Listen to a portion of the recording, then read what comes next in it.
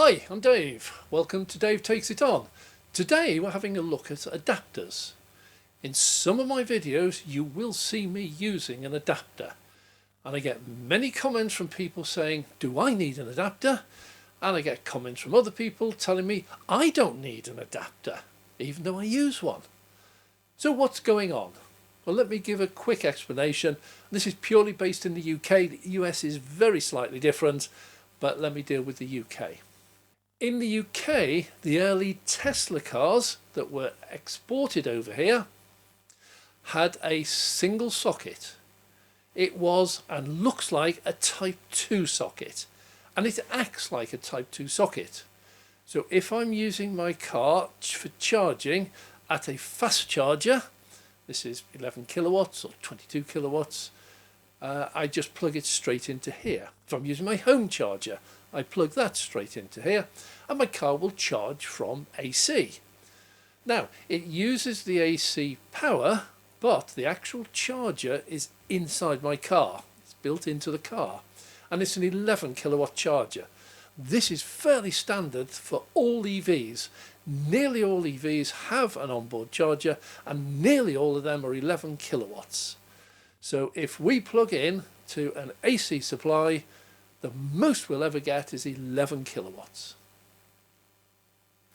The Tesla Type 2 socket is quite different because it not only is a Type 2, an AC charger, but if I plug a DC charger into it, it switches instantly to DC direct current charging. The socket detects what has been plugged in and it will then adjust accordingly. If it detects DC current, direct current, it will bypass the onboard 11 kilowatt charger and allow whatever the car allows through as a maximum charging speed to go straight through the inverter to the battery. The early Tesla superchargers, the V1s and the V2s, had this cable and plug on every charger. So when I pulled up to a V1 or a V2 DC fast charger, I could use the Type 2 looking like plug it into the car, and my car would charge at up to 150 kilowatts, which was the maximum power output of a V1 or a V2. If I was at home, I'd just plug in my home charger into exactly the same socket, and it will charge AC using the onboard charger up to 11 kilowatts, but because my home charger is 7 kilowatts, it will charge at 7 kilowatts maximum. For these chargers, for Tesla V1 superchargers and V2 superchargers, and all AC chargers, home or destination or fast chargers, I don't need an adapter at all. In 2017, Europe got its act together and decided, wrongly in my opinion, to adopt the CCS2 standard plug and socket. And so it meant from that date onwards, with very few exceptions, all cars had a socket on them, which was a CCS2 socket. And the CCS2 socket, it has a Type 2 socket at the top, and it is a Type 2 socket at the top. Underneath that are two much larger pins, and these are for DC charging. So if you open the flap on any car built after 2017, you will find a CCS2 socket. Now, a couple of exceptions, Nissan Leaf and Renault Zoe. I'm not going to cover those here. So the CCS2 socket is very simple. The bottom bit is usually blanked off with the protecting plugs. Why, I'll never know, because it's not on Teslas. Anyway, the simple fact is, if you want to charge at a fast charger or a home charger, you will plug the Type 2 plug into the top half of the CCS2 socket. It is a CCS2 socket. It will charge, it will use the onboard charger, which is usually 11 kilowatts rated, and it will charge your car quite happily. If you're out on the road and want to charge much faster at a DC charger, direct current, you need to use the bottom two pins.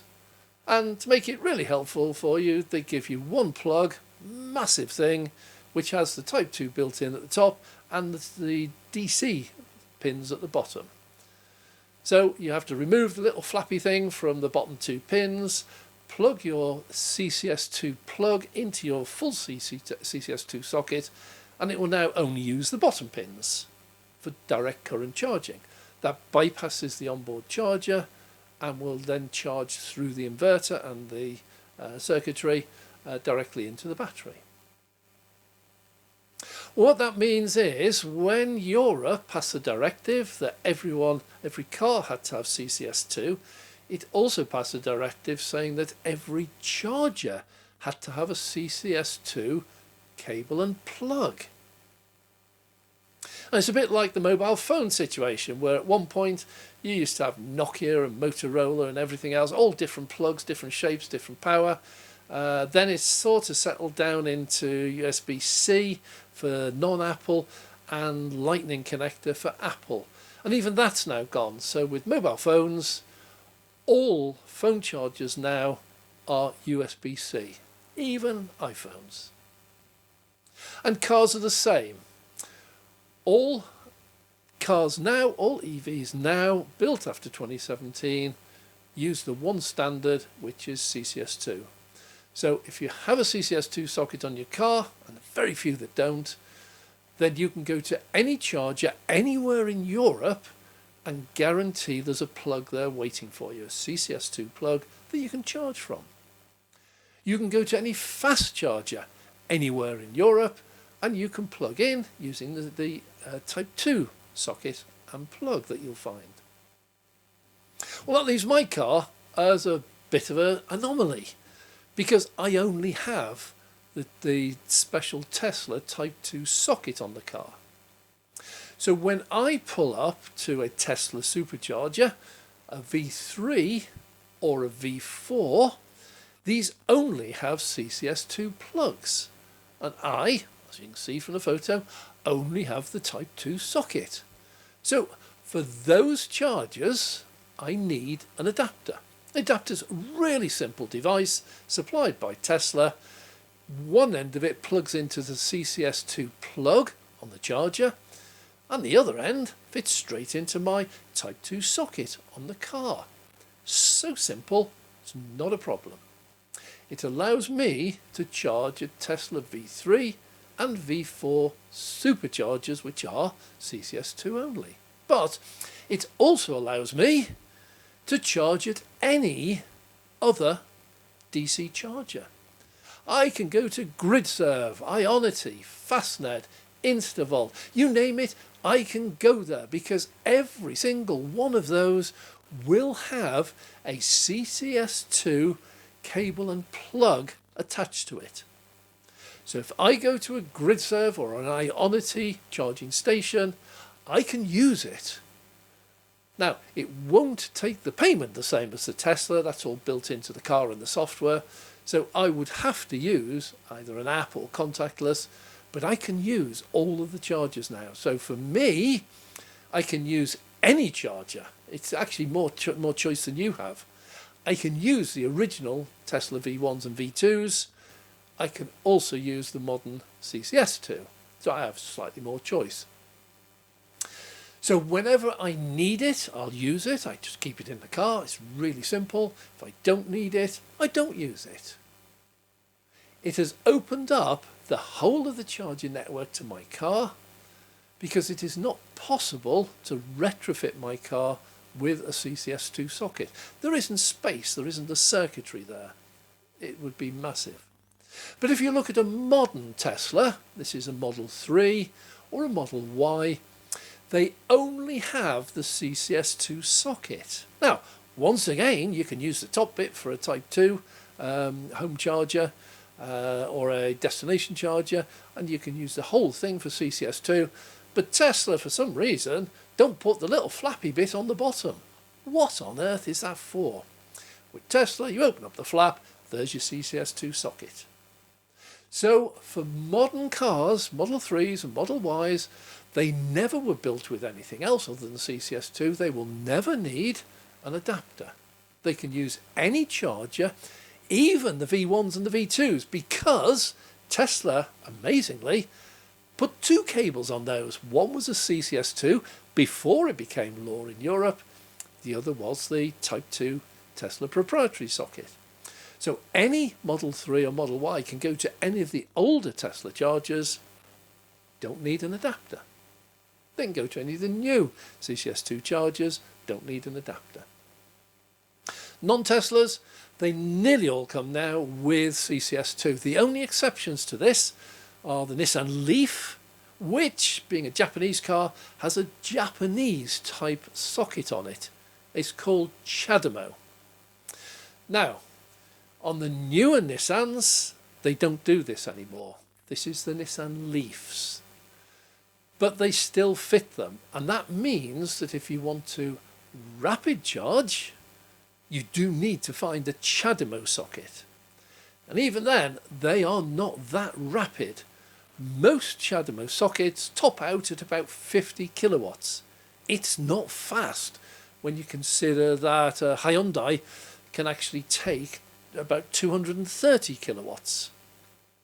So this is out of date, and it's just something that the Japanese car industry decided, no, we have CHAdeMO back home, therefore when we export cars we're going to stick CHAdeMO on it. Stuff the EU, stuff everyone else, we're going to fit CHAdeMO.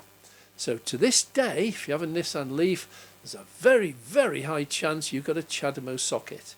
You will not be able to use CCS2. And that's a problem, because they're phasing out CHAdeMO. It is only the Japanese that are using them, and only on their older cars. The new Nissans coming out have CCS2. And that means over time, the number of CHAdeMO chargers in the UK will fall. And at some point, it will become very difficult to rapid charge a Nissan Leaf. Renault Zoe, the early ones, again very similar. It's changed now. They now offer the CCS2 as an option, but the early ones had a 43 kilowatt AC charger. And some of the charging stations have 43 kilowatt AC plugs. So if you find one of these, they are almost as fast as, say, a GridServe 50 kilowatt charger with a CCS2. For anyone interested, in America, they have a very similar system to mine, my old Type 2 Tesla proprietary. They call it the NACS, a North American Charging System. It's a much smaller plug than mine. It looks like a miniature Type 2. But again, it does exactly the same as mine. If you plug into a DC charger, it will take DC current, bypass the onboard charger, and charge at speeds of up to 250 kilowatts. If you plug it into a home charger or a destination charger or a fast charger, they use over there a much smaller version of our Type 2, and it will just take AC. It will then switch on the onboard charger and charge at 11 kilowatts AC. So the NACS is just a smaller version of what I've got on mine, but works exactly the same. And mine is now out of date because all new Teslas now have CCS2 and nothing else. Hope you found this interesting. Thanks for watching. I'm Dave.